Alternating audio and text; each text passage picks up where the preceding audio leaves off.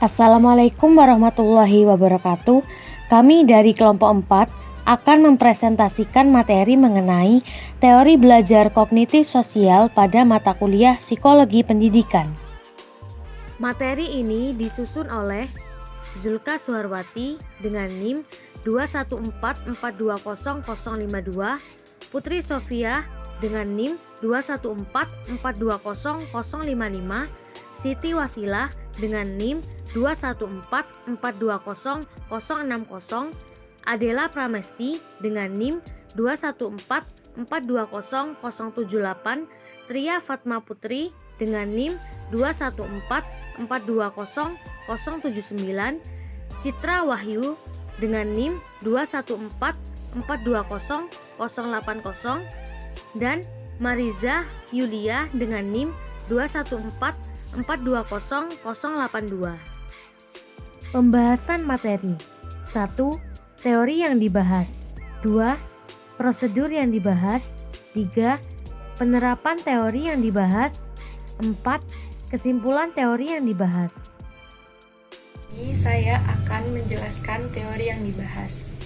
Lev Semyonovich Vygotsky merupakan seorang psikolog Rusia yang lahir di Staricz pada 17 November 1896.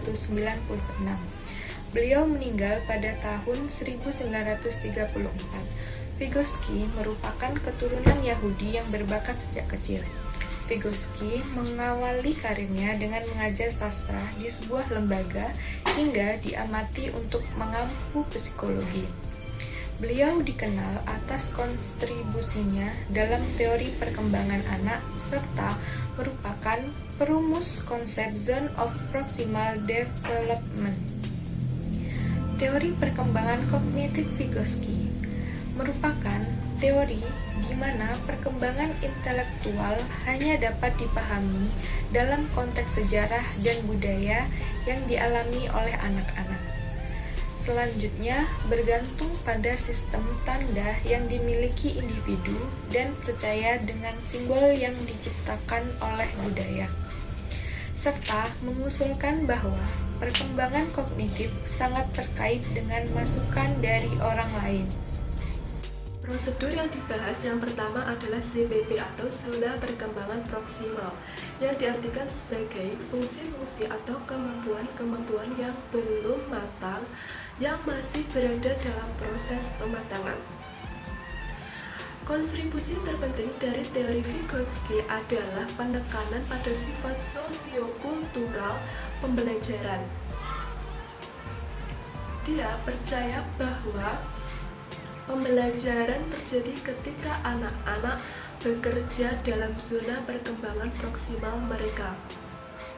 Zona perkembangan proksimal atau ZPP dimaknai sebagai zona belajar bagi anak-anak. Anak-anak mampu meraih kompetensi baru di luar tingkat perkembangan yang belum bisa dilakukan oleh mereka atau dirinya sendiri, aktualnya dengan dibantu oleh orang lain. Di sini saya akan menjelaskan tentang scaffolding atau perancah. Scaffolding atau perancah merupakan suatu bentuk dukungan sementara yang diberikan orang tua, guru, atau lainnya kepada seorang anak untuk melakukan tugasnya hingga anak tersebut bisa melakukan tugasnya sendiri tanpa bantuan orang lain.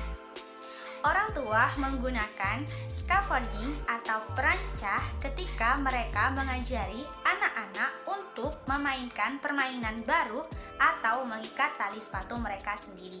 Konsep yang terkait dengan hal ini adalah konsep magang kognitif yang menggambarkan seluruh proses permodelan, pembinaan, perancah, dan evaluasi yang biasanya terlihat setiap kali instruksi dari orang satu ke orang lainnya yang berlangsung dalam kehidupan. Prosedur yang dibahas selanjutnya adalah pembelajaran kooperatif.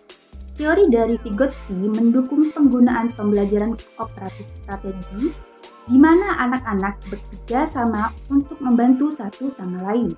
Karena teman sebaya biasanya beroperasi dalam zona perkembangan proksimal satu sama lain.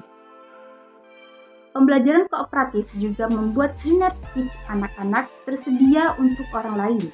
sehingga mereka dapat memperoleh wawasan tentang proses penalaran satu sama lain. Adapun model pengajuan berbasis pada teori Vygotsky yaitu yang pertama, anak melakukan tugas yang dipelajari.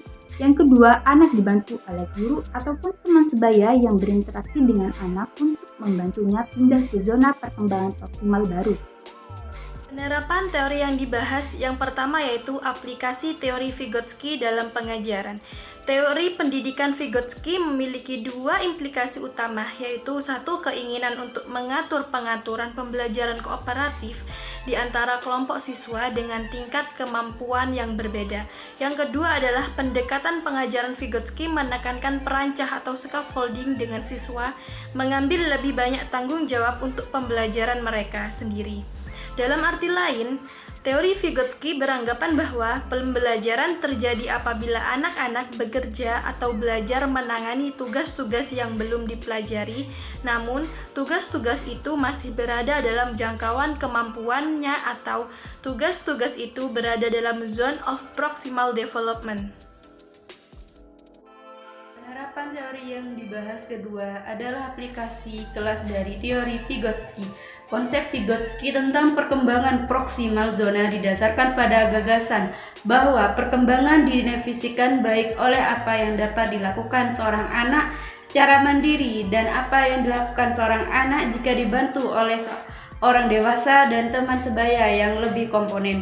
Kedua tingkat zona Vygotsky berguna bagi guru karena tingkat ini menunjukkan di mana anak berada pada saat tertentu serta kemana anak itu pergi. Guru dapat menggunakan informasi tentang kedua tingkat zona perkembangan proksimal Vygotsky dan mengatur kegiatan kelas dengan beberapa cara. Saya akan menjelaskan simpulan teori yang dibahas. Dengan demikian, dapat disimpulkan bahwa dalam teori Vygotsky terdapat 3 klaim besar. Yang pertama, bahwa kemampuan kognitif seorang anak dapat diketahui hanya jika dianalisis dan ditafsirkan. Yang kedua, kemampuan kognitif diperoleh dengan bantuan kata, bahasa, dan bentuk percakapan. Sebuah bentuk alat dalam psikologi yang membantu seorang anak untuk mentransformasi kegiatan mental. Vygotsky berargumen bahwa sejak kecil, seorang anak mulai menggunakan bahasa untuk merencanakan setiap aktivitasnya dan mengatasi masalahnya.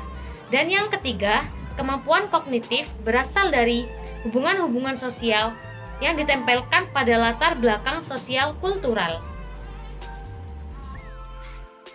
Sekian dari kelompok kami, kurang lebihnya mohon maaf. Wassalamualaikum warahmatullahi wabarakatuh.